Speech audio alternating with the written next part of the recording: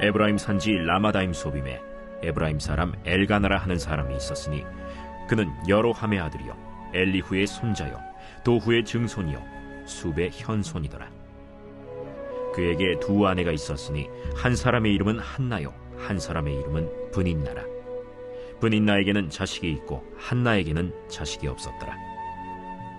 이 사람이 매년 자기 성읍에서 나와서 실로에 올라가서 만군의 여호와께 예배하며 제사를 드렸는데 엘리의 두 아들 홈니와 비느하스가 여호와의 제사장으로 거기에 있었더라. 엘가나가 제사를 드리는 날에는 제물의 분깃을 그의 아내 브닌나와 그의 모든 자녀에게 주고 한나에게는 갑절을 주니 이는 그를 사랑함이라. 그러나 여호와께서 그에게 임신하지 못하게 하시니 여호와께서 그에게 임신하지 못하게 하심으로 그의 적수인 브닌나가 그를 심히 격분하게 하여 괴롭게 하더라.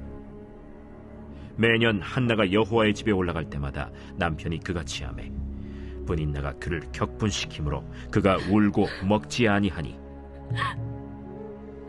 그의 남편 엘가나가 그에게 이르되 한나여, 어찌하여 울며 어찌하여 먹지 아니하며 어찌하여 그대의 마음이 슬프냐? 내가 그대에게 10 아들보다 낫지 아니하냐? 그들이 실로에서 먹고 마신 후에 한나가 일어나니 그때 제사장 엘리는 여호와의 전 문설주 곁 의자에 앉아 있었더라. 한나가 마음이 괴로워서 여호와께 기도하고 통곡하며 서원하여 이르되 만군의 여호와여, 만일 주의 여종의 고통을 돌보시고 나를 기억하사 주의 여종을 잊지 아니하시고 주의 여종에게 아들을 주시면 내가 그의 평생에 그를 여호와께 들고 삭도를 그의 머리에 대지 아니하겠나이다. 그가 여호와 앞에 오래 기도하는 동안에 엘리가 그의 입을 주목한즉 한나가 속으로 말하매 입술만 움직이고 음성은 들리지 아니하므로 엘리는 그가 취한 줄로 생각한지라. 엘리가 그에게 이르되 네가 언제까지 취하여 있겠느냐? 포도주를 끊으라. 내 주여, 그렇지 아니하니이다. 나는 마음이 슬픈 여자라.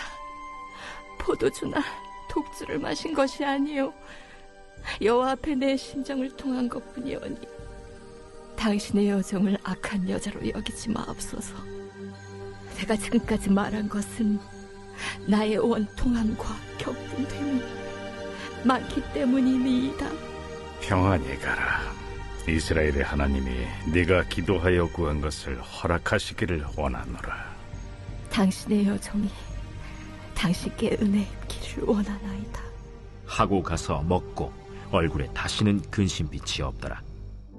할렐루야, 할렐루야. 우리 높고 영화로우신 주님의 이름을 찬양합니다. 우리 아름다우신 주님 앞에 감사와 찬양과 영광의 박수 올려드리며 나아가겠습니다. 위대하신 주님, 거룩하신 주님, 존귀하신 주님의 이름을 찬양합니다. 할렐루야. 네, 일부에서도 느꼈지만 여러분의 이 박수 소리에 마음의 무게가 실린 것 같아서 너무나 기쁘게 생각합니다. 오늘 이 시간에는 한번 하나님의 은혜 가운데 한 몸이를 우리 포드의 성도들 바라보시면서요, 또 영상으로 예배하는 우리 글로벌 포드 식구들에게도 우리 한번 따뜻한 사랑과 격려와 축복의 박수를 서로에게 보내도록 하겠습니다. 주님의 놀라우신 은혜가 우리 모두에게 있게 되기를 주님의 이름으로 축복합니다. 할렐루야. 사랑하는 여러분, 성령 충만하십시오. 말씀 충만하십시오.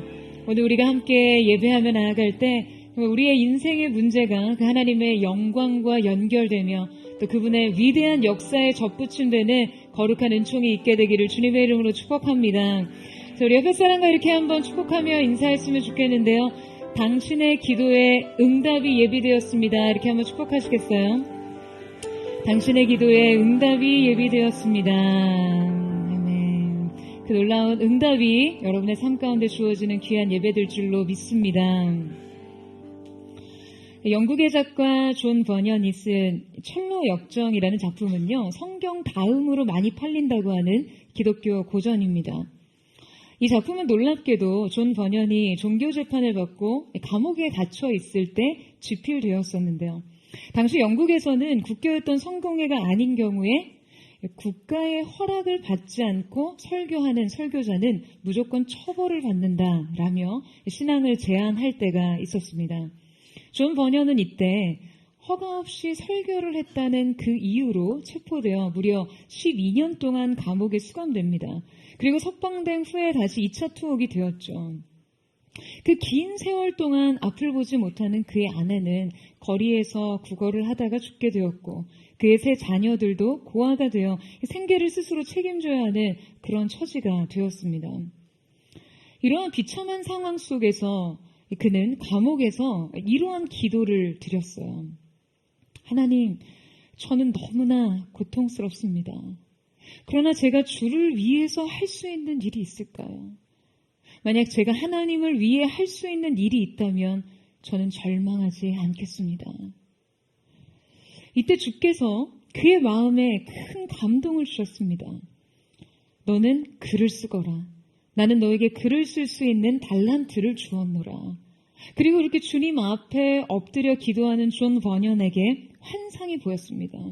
그 주님의 나라, 천성을 향해 걸어가는 한 사람의 모습이 보였던 것이죠. 바로 이 기이한 경험을 토대로 철로 역정의 스토리가 시작되었습니다. 여러분 어떠세요? 감동적이지 않으세요?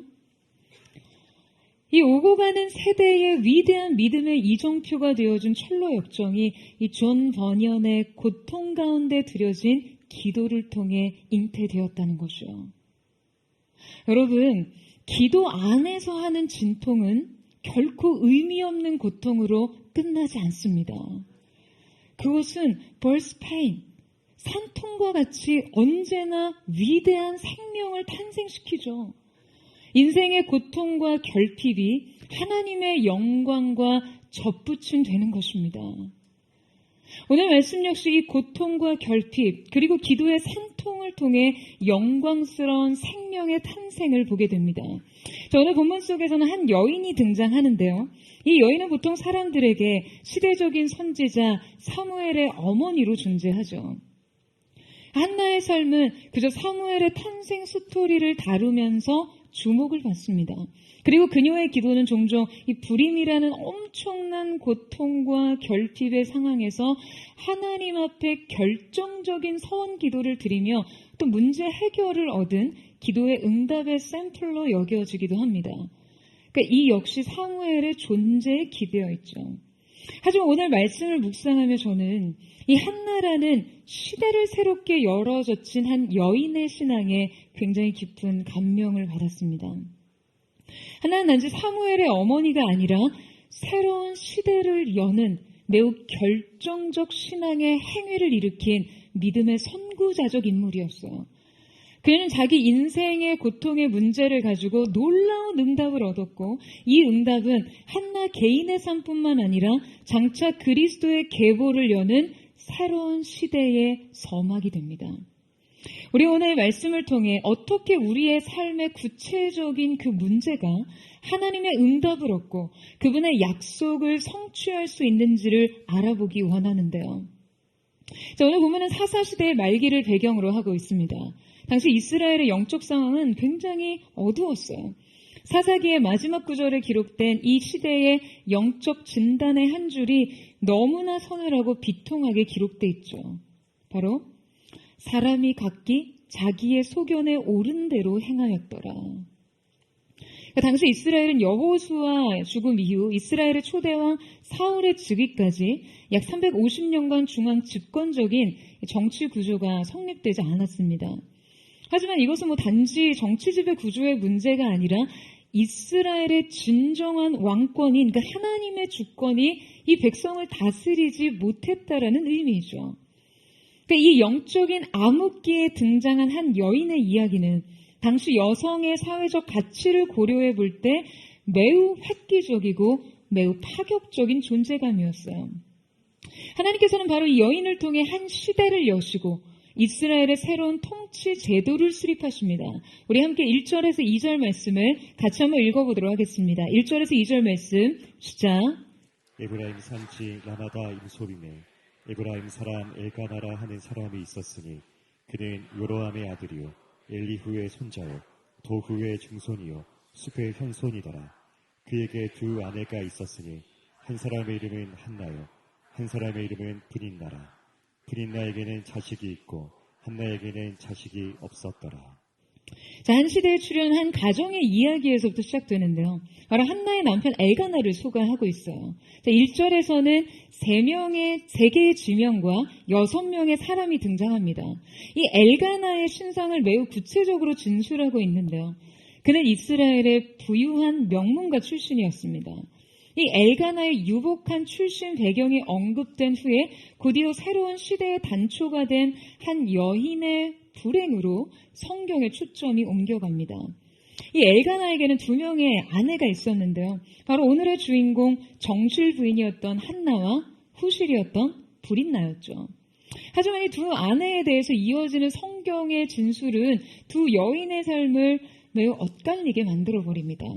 그것은 바로 브릿나에게는 자식이 있었고 한나에게는 자식이 없었다는 거였어요.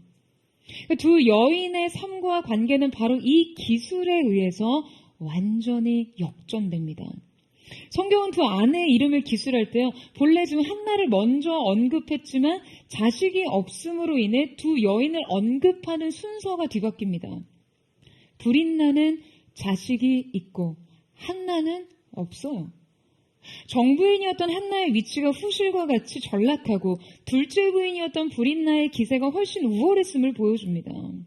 여러분, 이것이 당시 여인이 아이를 낳지 못함에 따라 그 인생이 어떻게 달라지는지를 보여주는 것입니다. 당시 자녀가 없다는 것은요, 우리 시대의 불임과는 전혀 다른 의미였어요. 우리 시대에도 슬프게도 기혼 여성 4명 중에 1명이 불임을 경험한다고 해요. 그러니까 25%의 확률로 이 결핍이 다수의 문제가 되어버린 오늘의 현실에서도 불임이란 개인에게 너무나 큰 고통입니다. 그런데 하물며 여러분, 그 시대에는 어떠했겠어요?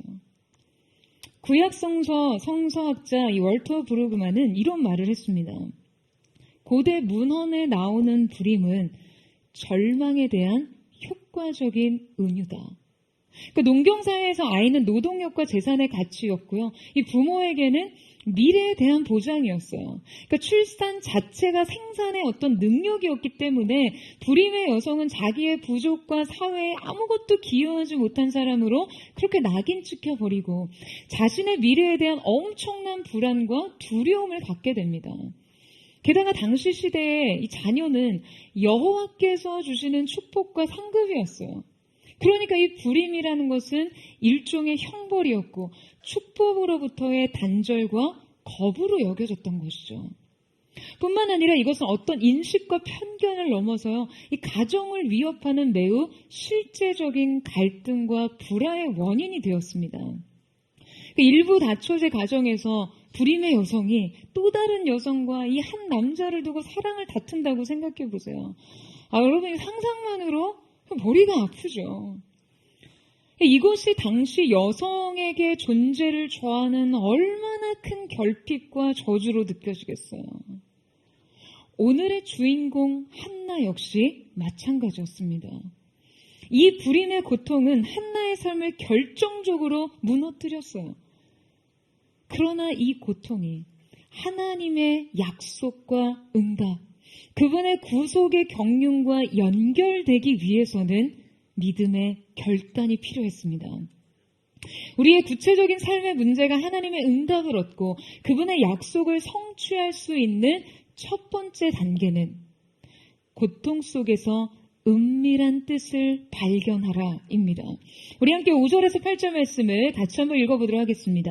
6절에서 8절 말씀 시작. 여호와께서 그에게 임신하지 못하게 하심으로 그의 적수인 브릿나가 그를 심히 격분하게 하여 괴롭게 하더라.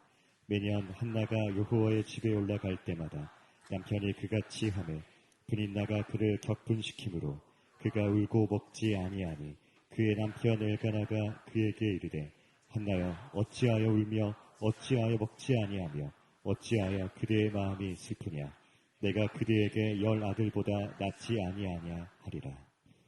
자, 그들은 당시 상황에 영적 암흑기였음에도 불구하고요, 매년 이 성막에 있는 실로로 올라가서 예배를 구별해서 드릴 만큼 매우 경건한 가정이었어요. 그리고 성경은 한나가 비록 아이를 낳지 못하는 여성이었기는 했지만 그의 남편 엘가나에게 매우 절대적인 사랑과 부족함 없는 인애를 받고 있음을 기록합니다. 뿐만 아니라 한나의 불임이 그 하나님의 의도적인 뜻과 섭리 안에 있다는 것을 분명하게 기록하고 있죠. 여러분, 왜일까요? 대체 왜 하나님께서는 한 여인의 삶에 이 고통을 허락하신 것일까요? 그녀는 하나님이 허락하신 이 의도된 불행으로 인해 고통을 받아야만 했습니다. 놀라운 것은요, 성경에 따르면 이 고통이 하나님을 예배하는 예배적 행위와 밀접하게 연결되어 있었다는 거죠. 7절 말씀에 보면 매해 한나가 여호와의 집에 올라갈 때마다 라는 기록이 있죠. 이 고통이 하나님의 뜻과 한나의 사명과 긴밀하게 연결되어 있던 만큼 그녀가 여호와께 예배할 때마다 지금 이 상황은요 더 극렬한 갈등으로 치닫고 그녀에게 더 극심한 고통을 안겼습니다. 여러분, 우리에게도 이와 비슷한 경험이 있을 거예요. 여러분에게 그런 경험이 있지 않으십니까? 뜻밖의 하나님께서 인생에 허락한 고통의 이유는요, 대개 우리의 사명과 매우 긴밀한 관련성이 있습니다. 우리의 인생에서 가장 민감한 고통을 느끼는 것이 자신의 고유한 사명과 연관되어 있을 확률이 굉장히 크다는 것이죠. 이것이 부르심과 연결되어 있을수록 이 고통은 믿음의 행위를 일으키려 할 때마다 오히려 극대화됩니다. 그래서 쉽게 부르심을 좌절시키는 것이죠.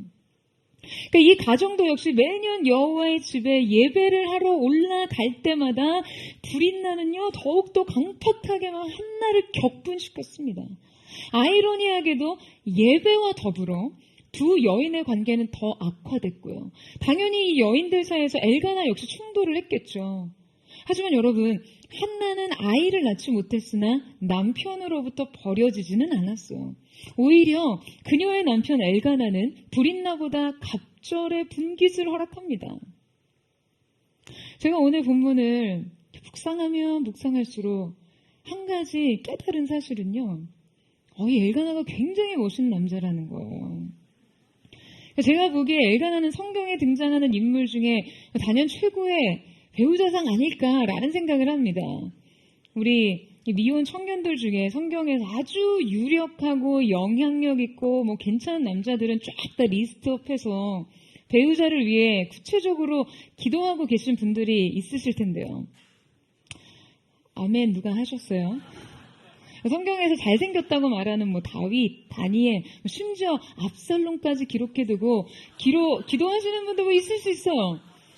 압살롬 좀 너무 부정적인 인물 같기는 하지만 이게 외모가 너무 출중하다 보니까 압살롬은 일단 적어두고 괄호를 치고 외모만 이렇게 해두실 수 있어요.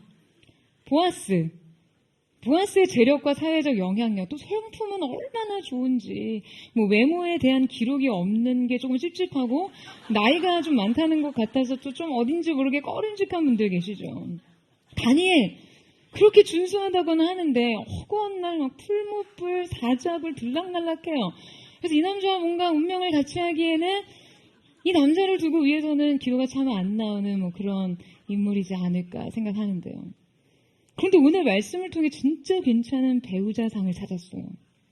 가문과 출신도 출중하고 매우 유복하고 다복한 가정에서 자랐다니 호감이 절로 생깁니다.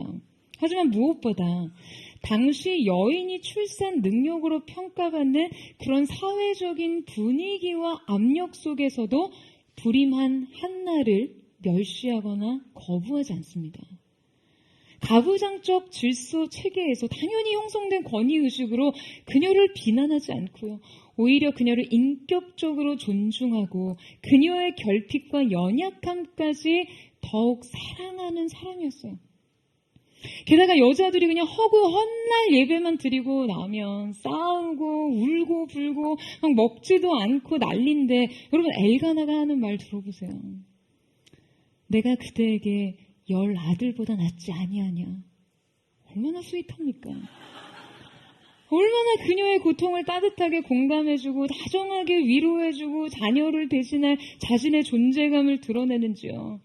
뭐 이러한 공감력 때문에 엘가나는 나름 제가 인정하는 성경 속 좋은 남편감입니다. 여러분 주여 삼창 오늘 셀모임, 기승전, 엘가나 이런 깔때기 이론 적용될 가능성이 있는데 여러분 엘가나 같은 배우자 되시고 이러한 배우자 만나시기를 축복합니다. 네, 작년 성도님들 아멘 안 하시는데요. 내 인생 이미 이 남자가 끝냈는데 이런 느낌적인 느낌이지만 여러분 아직 늦지 않았습니다. 기도로 개주하세요. 아멘이십니까? 아무튼 엘가나는 한나에게 자식을 대신해서 그녀를 갑절이나 배나 사랑했으나 한나의 고통은요 조금도 나아지지 않았어요. 이 고통이 고유한 부르심과 관련이 있을 때 이것은 인생의 다른 풍요와 축복으로 결코 대체되거나 채워질 수 없는 문제로 다가오기 때문이에요. 한나에게 이 고통은 남편의 사랑으로 해결할 수 없는 문제였어요. 이 불임의 고통이 한나의 삶에 그녀의 고유한 부르심과 관련된 영적인 문제였기 때문입니다. 그러니까 엘가나의 위로는 영적인 차원의 해결보다도 인간적인 차원의 위로에 그치고 말았어요. 여러분 저는 하나님께서 한 시대를 재편하시면서 지금 이것을 성취해 가시는 그분의 구속의 경륜, 그분의 계획과 방법에 대해 많은 놀라움을 느낍니다. 주님이 한 시대를 열기 위해서 한 여인의 삶에 고통을 새겨 넣으셨어요. 이 고통은 영적 세계에서 일종의 그 약속의 암호와 단서 같은 것이 아닐까 하는 그런 생각을 해봅니다. 이 고통 속에 감춰진 은밀한 뜻을 발견할 때 한 인생은요 놀라운 변화를 맛볼 뿐 아니라 결국 이것은 하나님의 위대한 계획을 성취하는 것이죠. 여러분 여러분의 삶에도 여러분을 끊임없이 좌절시키는 여러분의 삶을 끊임없이 격분시키는 인생의 문제가 있을 줄 압니다. 이 문제는 너무나 반복적으로 우리를 넘어뜨려요. 정말 이것만 아니면 내 인생이 달라질 수 있을 것 같은데 이 문제만 아니면 내가 정말 기쁨과 즐거움과 평안 속에서 잘 살 수 있을 것 같은데 이 문제와 씨름하면서 내 영혼이 느끼는 이 피로감과 이 좌절감은요 늘 나를 낙심에 빠뜨립니다. 여러분 이럴 때마다 한 가지 기억하세요. 주님께서는 여러분의 인생에 고통을 낭비하시는 분이 아니십니다. 여러분 아멘이세요? 그 고통 가운데 새겨진 주님의 은밀한 계획을 발견하세요. 이를 위해 우리는 우리의 구체적인 삶의 문제가 하나님의 응답을 얻고 그분의 약속의 성취의 다음 단계로 나아가야 합니다. 그 두 번째 단계는 고통 속에서 일어나 걸어 나오라입니다. 여러분 한나는 결국 이 근본적인 결핍감을 가지고요 주님께 나아갑니다. 그러니까 바로 이 지점에서 그녀는 자신의 결핍과 고통을 믿음의 행위로 끌어올린 믿음의 선구자가 된 것이죠. 여러분 한나의 결핍은요 이 행위로까지 나아가지 않았다면 이것은 그저 평생 그녀를 좌절시킬 불행의 조건에 불과합니다. 이 조건으로 인해 그녀의 내면은 피폐해질 만큼 피폐해질 테고 이로 인해 두 여인의 관계뿐 아니라 결국 가정 그 전체의 불화와 갈등은 끊이지 않았을 거예요. 이 결정적인 결핍은 극복되지 못한 채로 그냥 계속적인 좌절 속에 그저 체념과 포기가 유일한 해결책이 됐을 거예요. 하지만 한나는 고통이 고통으로 끝나지 않기 위해서 이 고통에서 일어나 걸어 나옵니다. 우리 9절에서 10절 말씀을 같이 한번 읽겠습니다. 시작. 그들이 실로에서 먹고 마신 후에 한나가 일어나니 그때 제사장 엘리는 여호와의 전 문설주 곁 의자에 앉아 있었더라. 한나가 마음이 괴로워서 여호와께 기도하고 통곡하며. 자, 여러분 9절에서는 한나의 결정적 전환적 행동이 기록되는데요. 자, 이 말씀에는 한나와 더불어 당시 이스라엘의 영적인 지도자였던 이 엘리 제사장이 등장합니다. 그런데 이때 성경에 이 두 인물의 행위를 묘사하는 동사가 지금 매우 대조적으로 사용됩니다. 한나는 일어났고 엘리는 앉았어요. 물론 엘리가 그 전 의자에 앉아 있는 것이 그의 직무 수행과 연관되어 있는 행위일 수 있지만요. 여기 지금 한나가 일어났다라는 이 행위의 표현이 예사롭지 않거든요. 자, 이 동사가 어디에서 파생된 거냐면요. 창세기 1장의 말씀에 보면 빛이 있으라 하심에 빛이 있었던 것처럼 창조형 생산 명령을 내리실 때 말씀하신 그 명령형 동사가 사용됩니다. 일어났다는 것은요, 바로 그녀가 죽음에서, 어둠에서, 절망에서, 좌절에서 빛을 향해, 소망을 향해, 하나님을 향해 나아갔다는 의미인 것입니다. 그럼 반면에 엘리의 묘사는요, 매우 정체된 상태의 언어였어요.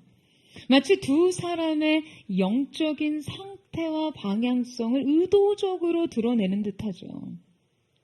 여러분, 당시 두 사람이 처한 상황은 이스라엘이 사사시대에서 이제 왕정시대로 전환되는 그 과도기적 시기에 해당합니다. 근데 여러분 생각해 보세요. 이것이 역사를 거시적으로 봤기 때문이지, 우리의 입장에서 지금 그 당시 현실을 살아가는 사람들에게 이 시기는요, 어떠한 큰 변화를 앞둔 전환기라기보다는 그저 그냥 막다른 시대의 좌절감을 느끼는 상태에 불과한 거예요.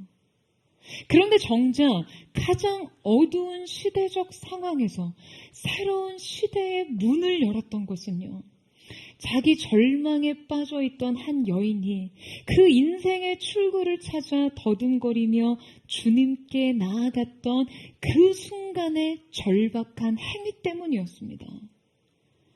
그러나 그녀의 이 행위는 그저 절박한 몸부림에 그치는 것이 아니었어요.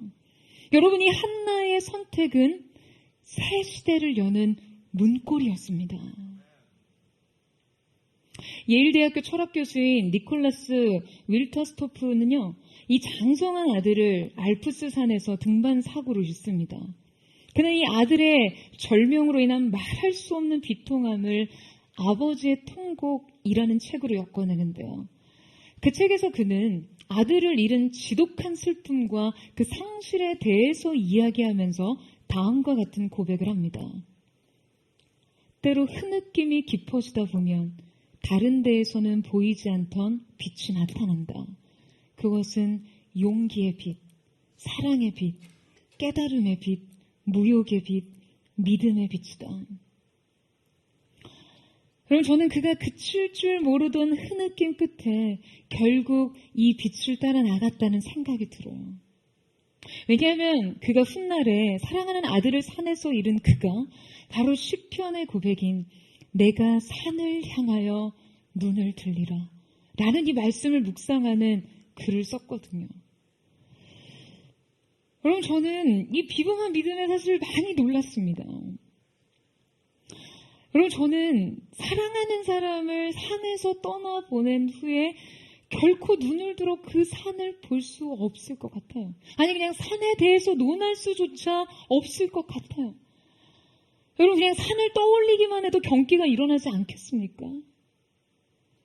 어떻게 아들을 떠나보낸 이 죽음의 장소를 직시할 수 있겠어요?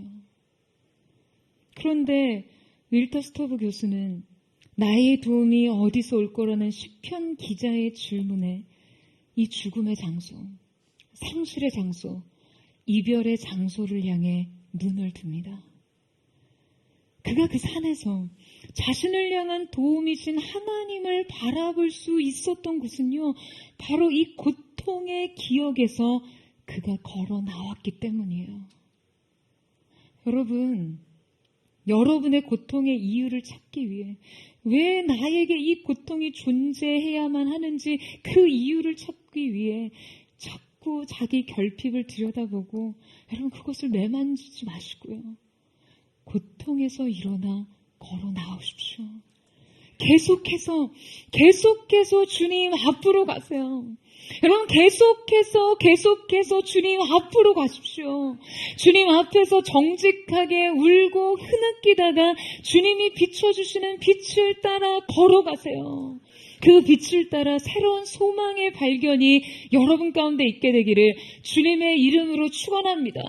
여러분의 인생 고통 가운데 새겨진 하나님의 뜻과 주님이 주시는 위대한 계획을 발견할 수 있기를 주님의 이름으로 축원합니다. 인생의 구체적인 문제가 그 하나님의 응답과 성취로 이어질 수 있는 그 세 번째 단계는 마음을 찾으라입니다. 여러분, 믿음의 삶이 감각의 실종은 아니다라고 말씀하신 로이드 존스 목사님의 말대로 여러분, 성도들의 삶에 믿음이 있다고 해서 고통에 무감해지는 것은 아닙니다. 그 고통 안에서 반복되는 문제 앞에서 우리의 마음은요, 그냥 계속해서 참패를 당합니다. 그래서 무엇보다도 우리는 주님 앞에서 믿음을 일으키고 의지를 동원하면서 동시에 우리의 마음을 다뤄야 합니다. 여러분, 주님께서도 우리의 마음을 지키라고 하시잖아요. 여러분, 왜 그렇습니까? 생명의 근원이 이에서 나기 때문에요. 여러분, 아멘이세요? 제가 이전 설교를 통해 다윗의 예배가 특별할 수밖에 없었던 것이 제의적 차원에서가 아닌 하나님과의 인격적인 만남에서 그 만남을 추구한 최초의 예배였다는데 그 이유가 있다는 말씀을 드린 적이 있죠. 그러니까 여러분, 그 시대에는요, 주님 앞에 이렇게 마음으로 서는 자들이 잘 없었어요. 마음으로 예배하고 마음으로 기도하는 자들이, 마음으로 하나님 사랑하는 자들이 없었습니다. 그런데 바로 이 믿음의 선구자 한나가요, 주님 앞에 마음을 가지고 섭니다. 여러분, 이것은 당시 매우 비범한 행동이었어요. 그래서 당시 한나의 기도는 누구보다도 엘리 제사장에게 이해받을 수 없었습니다. 그러니까 마음으로 여호와 앞에 선다는 것은 당시 영적인 지도자였던 엘리 제사장은요, 도무지 이해할 수 없는 것이었어요. 당시 그의 영적인 상태로는 예배란 그저 종교적인 어떠한 행위나 제의적인 행위에 불과했기 때문입니다. 그는 한나가 오랫동안 이 전에 머물러 기도할 때 계속해서 그녀를 유심히 지켜보고 있었지만 지금 그녀의 행위가 기도하는 것이라는 판단을 내리지 못합니다. 그만큼 이 행위를 이해할 수 없었을 뿐더러 분별력 또한 어두워져 있었기 때문이에요. 심지어 엘리 제사장은요, 기도하는 한나를 보고 급기야는 그녀가 술에 취했다고 오해하고 책망을 하죠. 당시 엘리가 한나에게 책망한 내용을 살펴보면요, 그냥 노골적으로 너 언제까지 그러고 살래? 당장 술 끊어 라는 말이었어요. 제가 여러분, 기도하는 여러분에게 그런 말을 했다고 한번 생각해 보세요. 가뜩이나 서러운데 지금 이스라엘 최고 권위자에게 이런 비난과 책망을 받다니 한나의 마음이 얼마나 무너졌겠습니까? 그때 한나가 엘리 제사장에게 여러분 뭐라고 말합니까? 15절 말씀 보시겠어요? 같이 한번 읽겠습니다. 시작. 한나가 대답하여 이르되 내 주여 그렇지 아니하니이다. 나는 마음이 슬픈 여자라. 포도주나 독주를 마신 것이 아니요 여호와 앞에 내 심정을 통한 것뿐이오니. 자, 지금 한나가 뭐라고 말하죠? 여호와 앞에서 내 심정을 통한 것뿐이오니.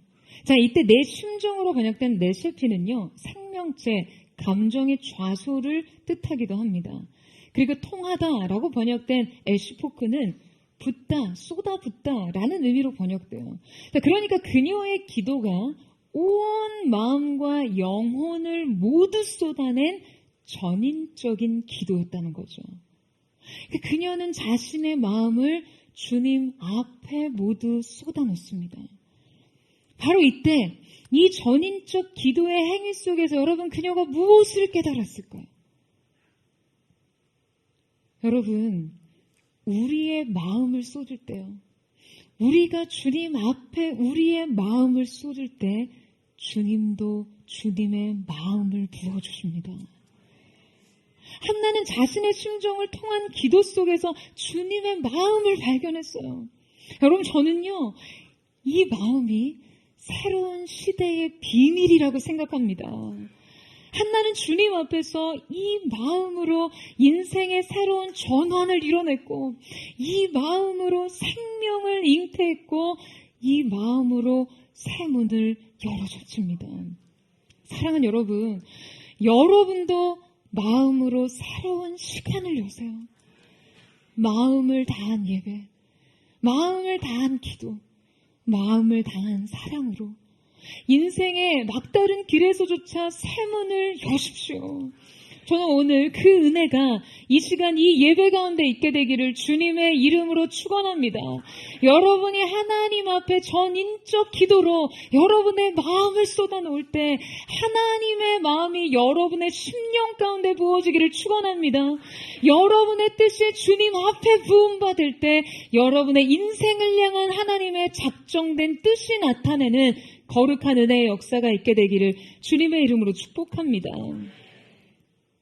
인생의 구체적 문제가 하나님의 응답과 성취로 이어질 수 있는 그 네 번째 단계는 나의 필요를 통해 하나님의 필요를 발견하라입니다.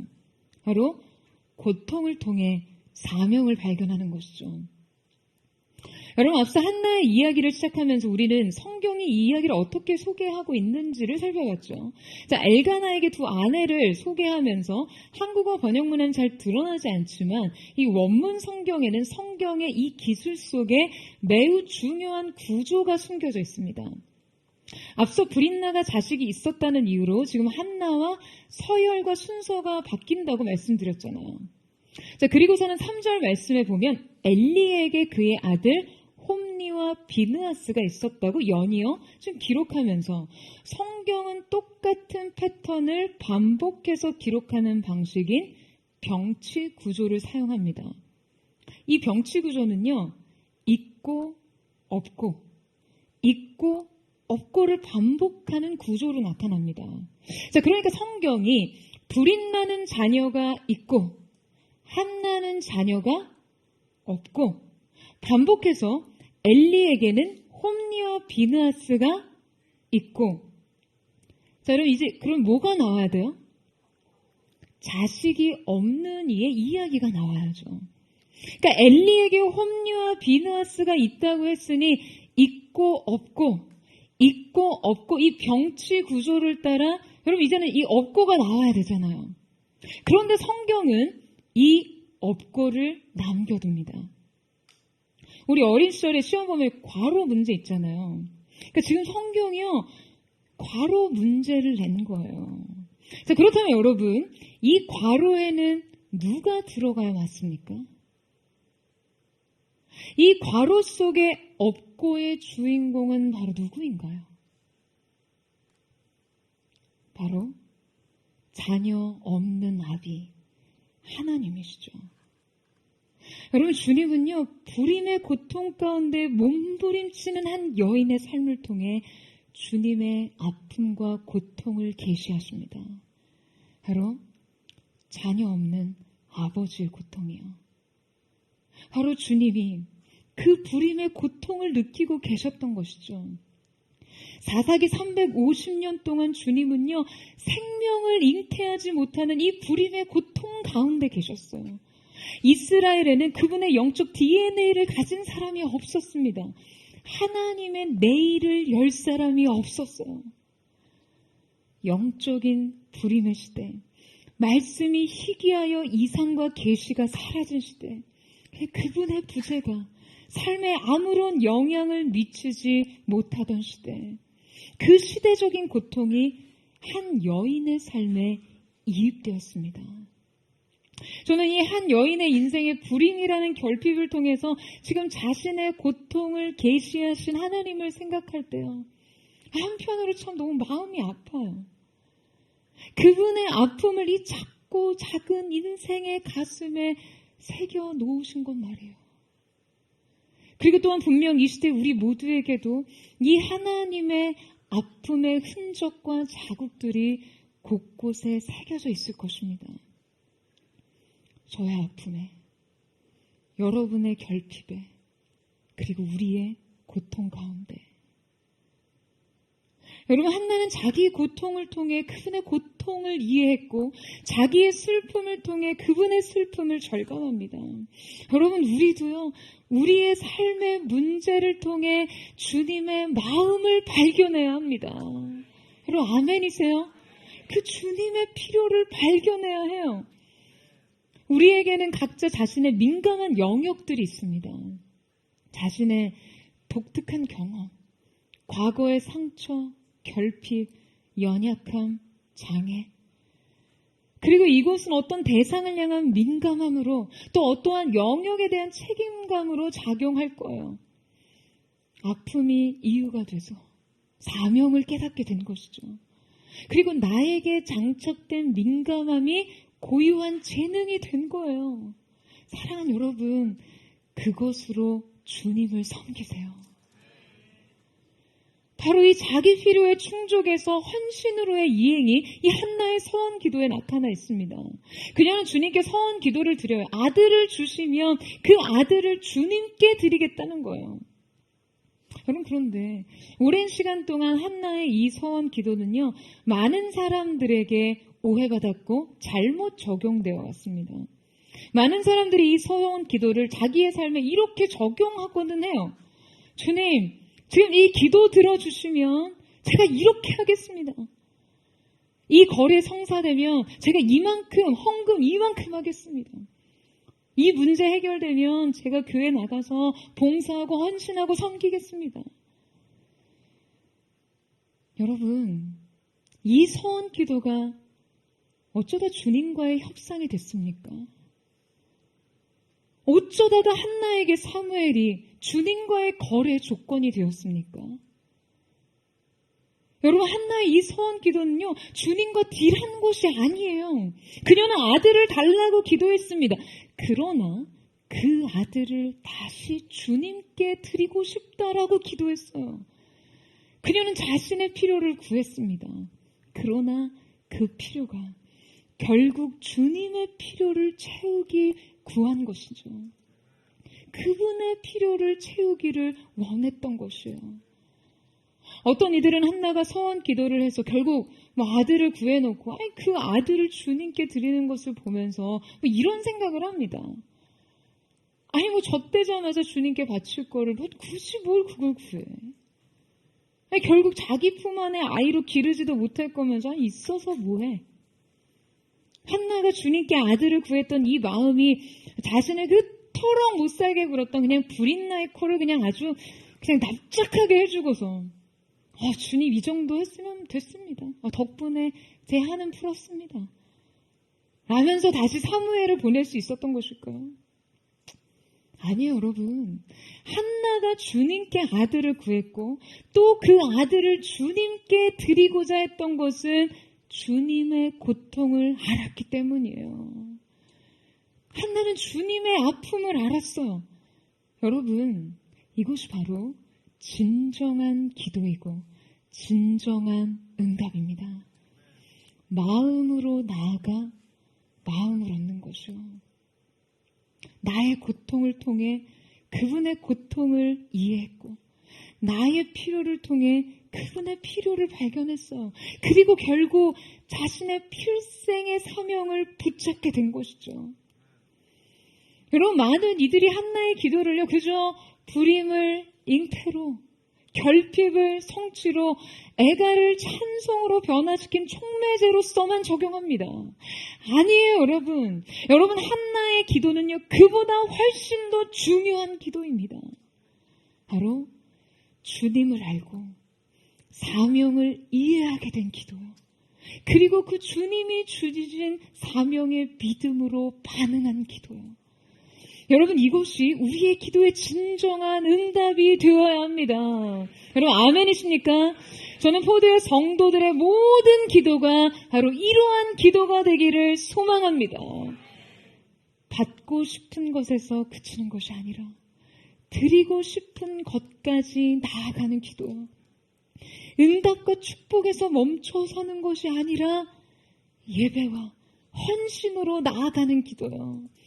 여러분, 저는 오늘 우리의 고통 가운데 담긴 사명과 부르심을 깨닫고 그 부르심에 대한 헌신으로 주님의 마음을 이루는 자들이 되기를 주님의 이름으로 축복합니다. 인생의 구체적 문제가 하나님의 응답과 약속의 성취로 이어질 수 있는 마지막 단계는 응답을 초월하라입니다. 여러분, 그녀는요, 이 자신의 치명적인 결핍과 고통의 문제를 주님 앞에 가지고 나와 기도했고 끝내 그 응답을 얻습니다. 바로 사무엘의 출산이 그 응답의 결과였죠. 자, 그런데 그녀의 삶에 허락된 하나님의 응답은 여기서 그치지 않고 더 깊은 곳으로 나아갑니다.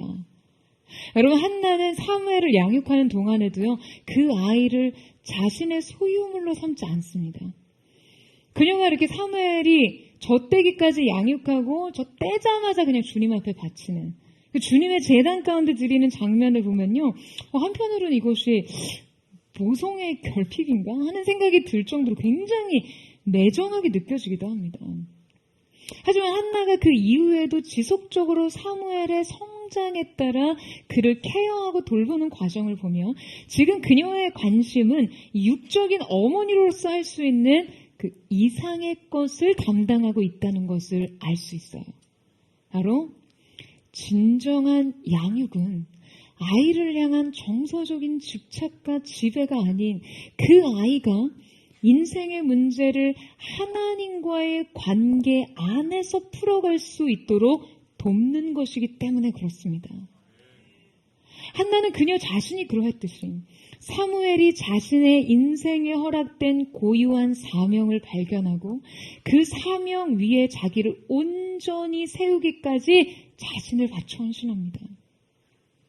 그녀가 이렇게 할 수 있었던 것은 주님께서 자신에게 주신 아들 사무엘보다 더 중요한 것을 발견했기 때문이에요.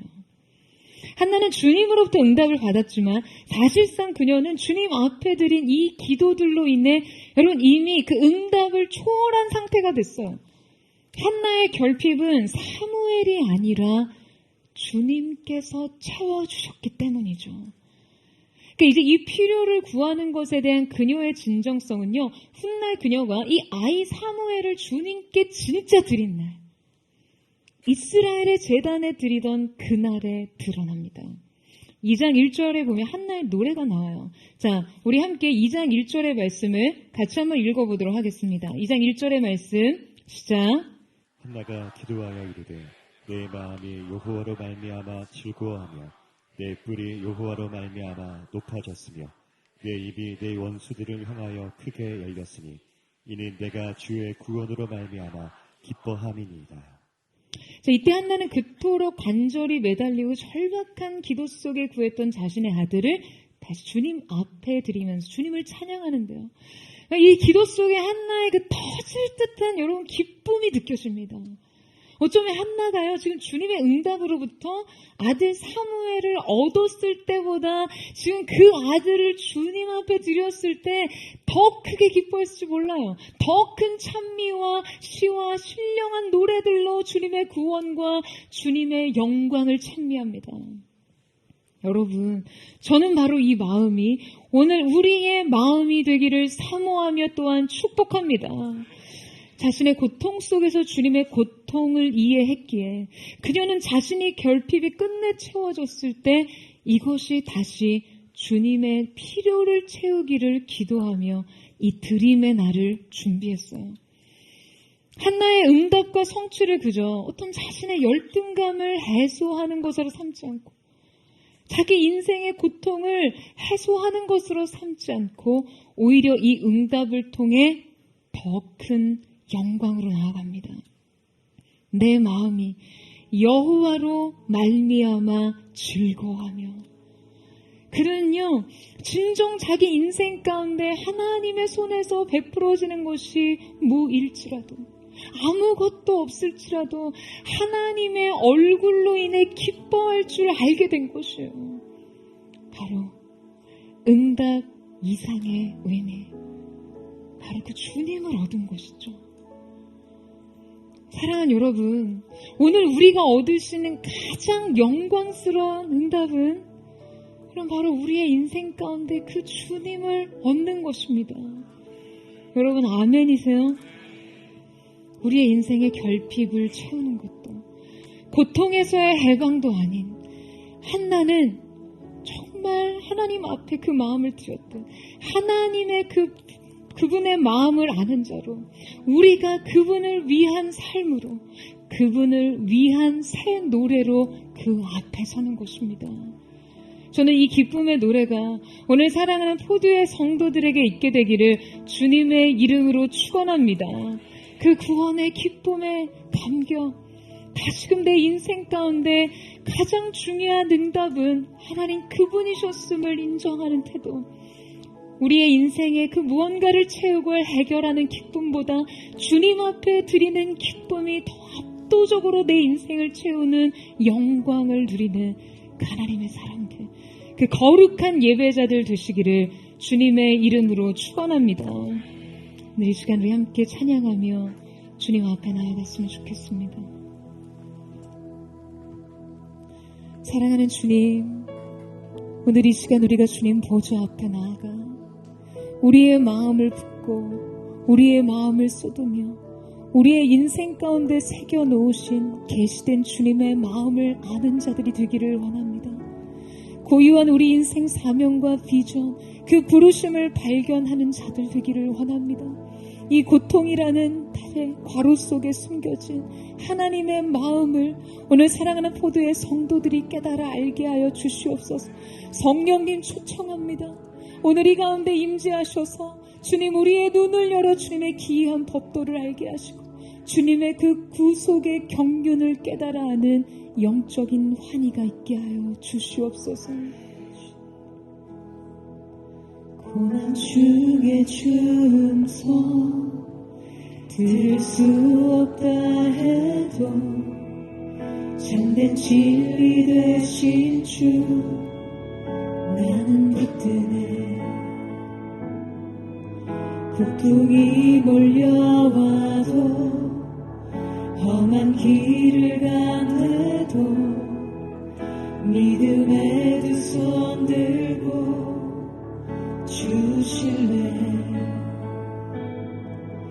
내게 행하신 그 놀라운 일, 생명 주신 주를 기억하네.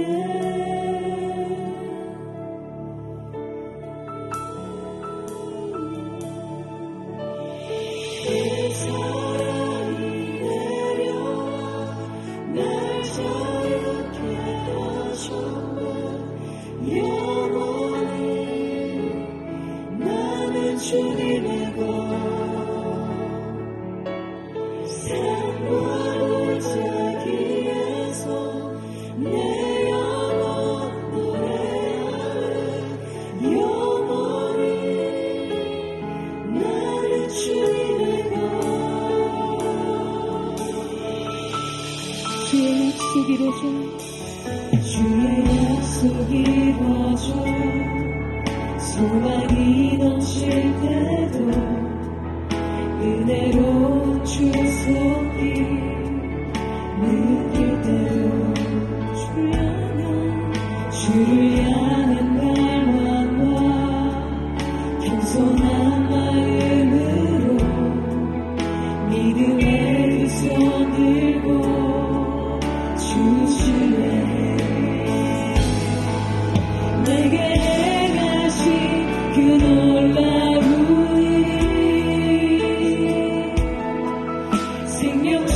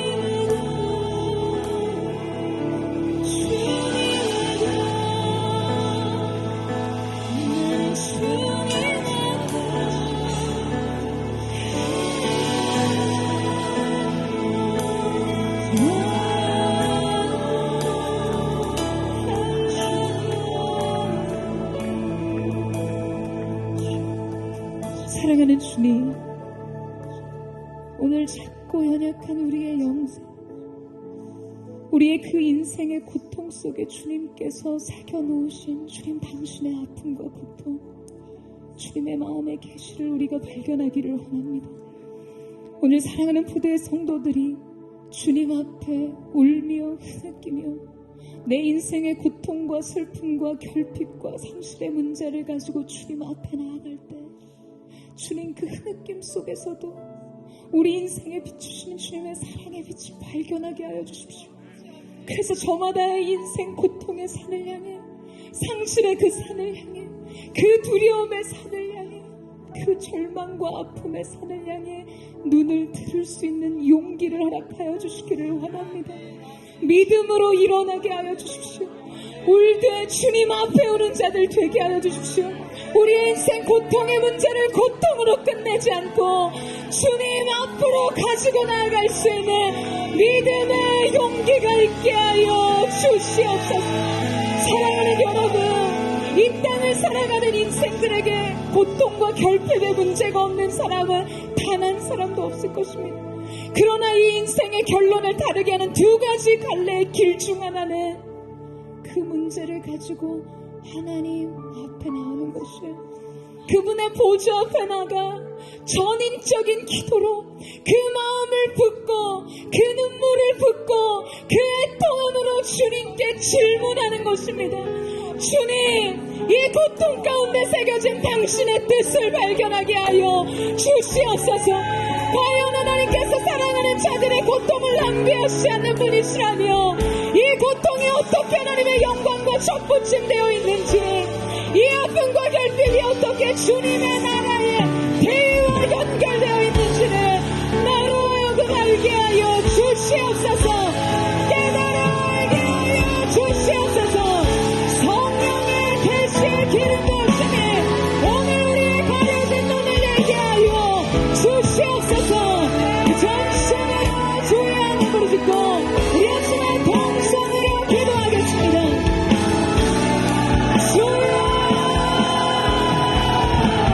사랑하는 주님, 오늘 이 시간 우리가 주님 앞으로 나아갑니다. 고통의 멍에를 가지고 인생의 침노를 고통과 상실을 가지고 우리가 그 산을 향해 눈을 들기를 원합니다. 진정 나의 도움이 과연 주님께서를 고백하기, 이 한 줄의 인생 진정한 경험의 고백을 남기기 위해 우리가 주님 앞에 나아가기를 원합니다. 성령 하나님 우리에게 영과 눈과 귀를 열어주시옵소서. 주님의 귀한 몸을 따라가게 하여 주시오. 넘치는 영광의 왕으로 나아가게 하여 주옵소서. 주님을 바라보는 믿음의 결단은 우리 인생 고통을 고통으로 끝내지 않고 저절이 저절로 끊어지고 결핍은 결핍으로 끝내지 않고 주님의 구속 가운데 새겨주신 주님의 구속의 경륜을 바라보게 하여 주시오. 오늘의 기도는 새로운 시간을 향한 소망이 되게 하여 주시옵소서. 믿음입니다. 주님, 부족하지만 이 믿음을 주님께 나아가는 믿음이 없으면 주님 앞에 나아갈 수 없습니다. 오늘 주님, 아버지 하나님 오늘 그날의 시간과 그를 찾는 이에게 상 주시는 이 시간을 기억함으로 믿음으로 주님께 나아가게 하여 주시옵소서. 인생의 망쳐진 비밀, 주님이 약속하는 발견하신 주님의 마음을 발견할 수 있도록 우리의 문을 열어 주시옵소서.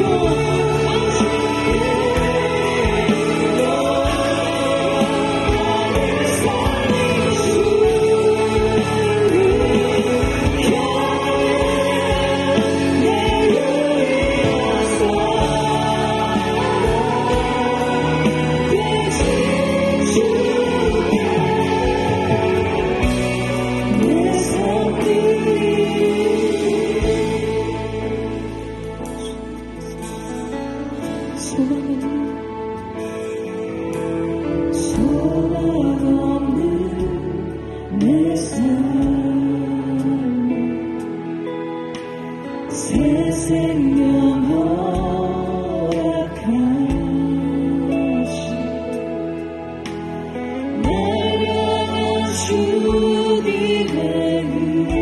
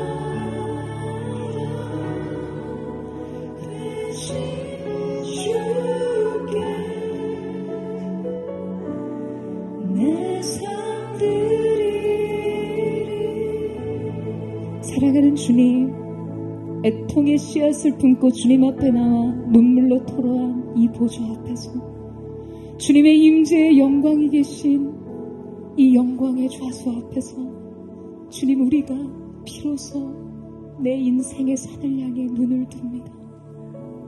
고통과 두려움 속에 해석되지 않은 상처 가운데 끊임없이 반복되는 좌절을 안겼던 그 산을 향해 눈을 듭니다. 내가 산을 향하여 눈을 들리라. 나의 도움이 어디서 올꼬? 나의 도움이 천지를 지으신 여호와께로다. 나의 도움이 천지를 지으신 여호와께로다. 주님이 한 줄의 결론의 고백을 경험적으로 주님 앞에 드리기 위해 우리의 영혼이 주님 보좌 앞에 마음을 붓습니다. 애통하는 심령으로 주님의 마음을 깨달아하는 이 자리로부터 주님 인생의 새 노래가 시작되기를 원합니다. 주의 오늘 이 가운데 주님의 마음을 부어 주시옵소서. 내 마음이 여호와로 말미암아 즐거우며 내 뿔이 여호와로 말미암아 높아졌으며 내 입이 내 원수들을 향하여 크게 열렸으니 이는 내가 주의 구원으로 말미암아 기뻐하리로다. 할렐루야. 주님의 대의와 내 인생의 작고 연약한 고통이 적부침되는 새로운 사건이 이루어지게 하여 주시옵소서. 이해할 수 없는 인생의 아픔이 주님의 놀라운 신은혜 계보와 연결되는 놀라운 은혜를 있게 하여 주시옵소서. 주여 세번의 주여 동성으로 기도합니다. 주여 주여 주여.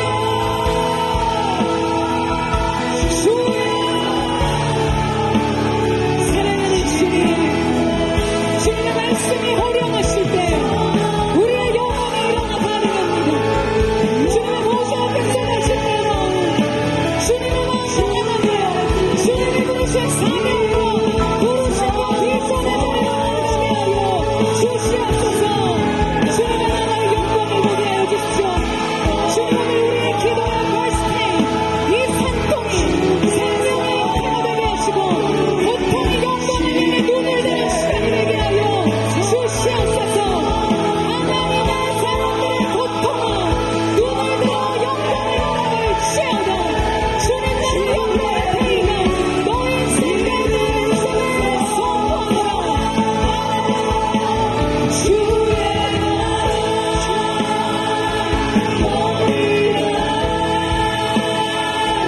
주께서 부르실 때 소망과 영광에 주의 뜻 이루소서.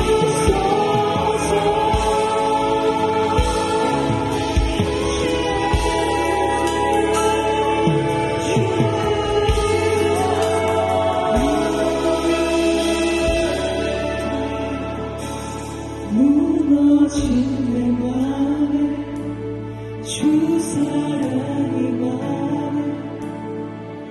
나의 눈을 열어 주 보게 하시네. 길 잃은 날 위해 성령 갖고 와서 나의 눈을 열어 주 보게 하시네. 나의 눈을 열어 주 보게 하시네. 주의 나라 보이라. 주께서 부르실 때 소망과 영광에 주의 뜻 이루소서.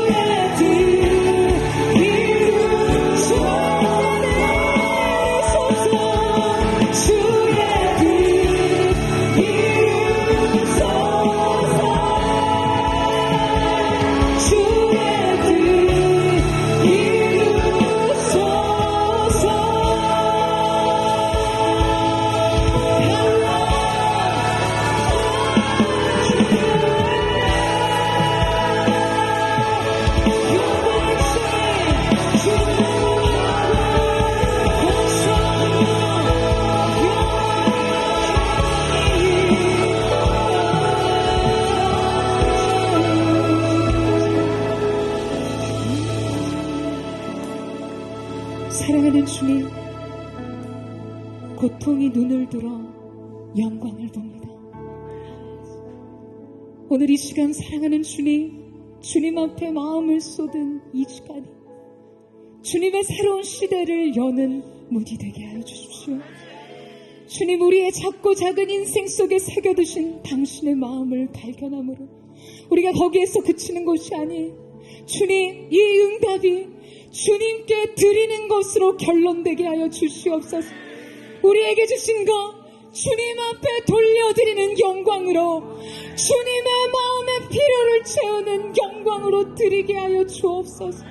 얻을 때의 기쁨보다 더 큰 기쁨으로 주님 앞에 드리기를 원하오니 사랑하는 주님, 오늘 이 기쁨이 사랑하는 모두의 성도들을 압도하게 하여 주시옵소서.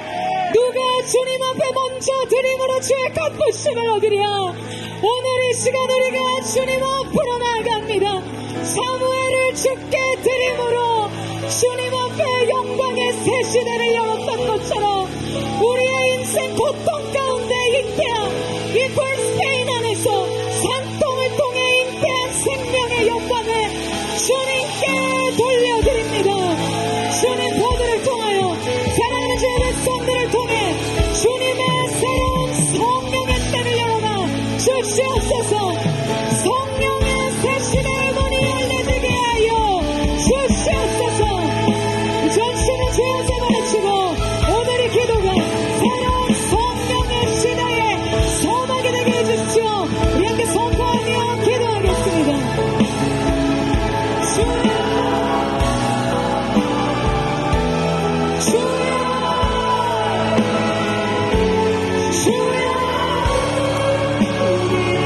사랑하는 주님, 우리의 고통이 고통에서 끝나지 인생 결핍이 고정에서 끝나지 주님의 완성을 행하게 하시나요? 감사합니다.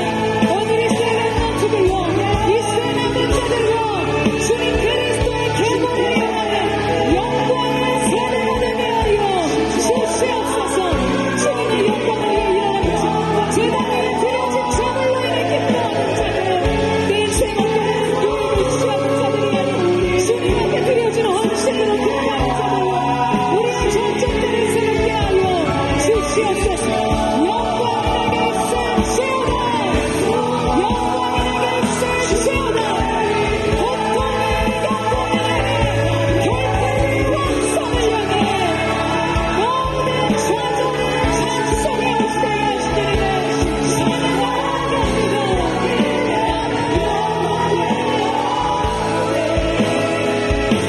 주께서 우리를 승리케 하시니 나의 능력. 저를 두 손 높이 들고 믿음으로 고백합니다. 나의 믿음 주께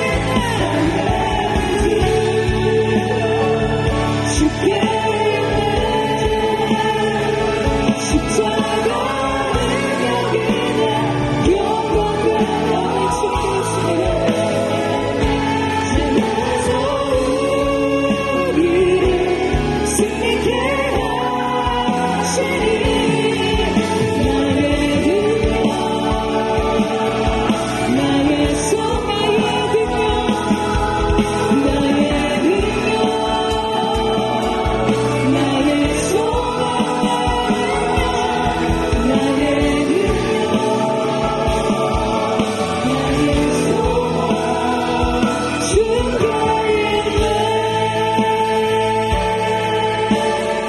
주님의 영광이 우리의 삶의 영광이 되었습니다. 우리의 인생 결핍이 아닌 완성으로 끝내신 주님, 그리스도의 영광으로 접붙임하신 주님의 놀라운 섭리를 찬양합니다. 주님의 구속의 경륜 앞에 무릎 꿇습니다. 주님 앞에 진정 경배와 찬양을 올려드립니다.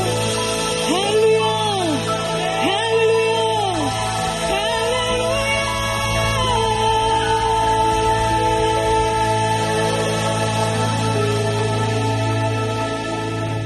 사랑하는 주님, 한 사람이 새로운 시대를 여는 문이 되었습니다. 한 사람의 기도가 불임의 고통으로부터 아파하시는 당신의 마음을 해가라는 주님 열쇠가 되었음을 봅니다. 오늘 사랑하는 하나님의 사람들, 포도의 성도들의 기도가 이 시대에 새로운 문을 여는 열쇠가 되게 하여 주십시오. 이들의 인생 그 고통 속에 새겨진 사명을 발견함으로 그 사명 가운데 헌신한 자들로 시대의 새로운 문을 여는 하나님의 사람으로 쓰임받게 하여 주시옵소서. 거룩한 그루터기의 세대 이 시대의 렘넌트 하나님의 사람들아 일어날지어다. 영광을 향해 나아갈지어다. 새로운 시대의 문을 여는 자들 될지어다. 그들이라는 세례 하신 분의 거룩하신 주님의 이름을 찬양하며 감사드리며 살아계신 예수님의 이름으로 기도드립니다. 아멘. 할렐루야. 오늘 우리 가운데 세마 주님의 마음에 계시하신 주님, 성령의 새 시대의 문을 여신 주님의 이름을 찬양합니다. 우리를 사용하시되 마음껏 사용하여 주시옵소서.